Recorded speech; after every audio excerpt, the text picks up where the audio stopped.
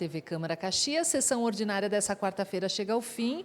Tivemos no grande expediente a participação da vereadora Andressa Marques, do PCdoB, que aproveitou o espaço para falar sobre a habitação em Caxias do Sul e cobrar onde estão esses investimentos aqui na cidade. Foi isso mesmo, vereadora? Exatamente. Nos preocupa hoje um discurso de que não há recurso para a compra de materiais paliativos que são concedidos para as famílias que estão com problema nas suas casas ou que estão com partes das suas casas precárias, por exemplo.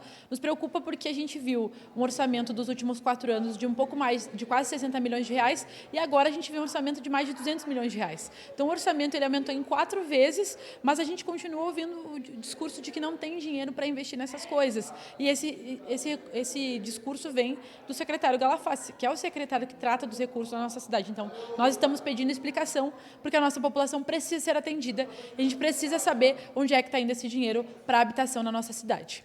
A exemplo da participação do secretário de Saúde, hoje aqui na Casa Legislativa, a senhora também fez um convite, né, na tribuna para que o secretário Galafassi também venha até aqui para prestar esclarecimentos para a população de Caxias? Exatamente, que o secretário venha aqui, os outros secretários vejam o gesto do secretário Rafael Bueno e venham até a Câmara poder falar para os vereadores e vereadoras, poder comentar as ações para a população caxiense, porque assim nós teremos mais transparência e nós teremos a população mais perto das informações que importam para a nossa cidade. Inclusive, o prefeito poderia ter esse gesto também de vir aqui volta e meia dialogar com a gente, porque a gente vê muita falta de diálogo desse governo. Ok. Muito obrigada, vereadora Andressa Marques. Bom trabalho para a senhora. Obrigada e um ótimo trabalho para todos nós. Ok, muito obrigada. Também tivemos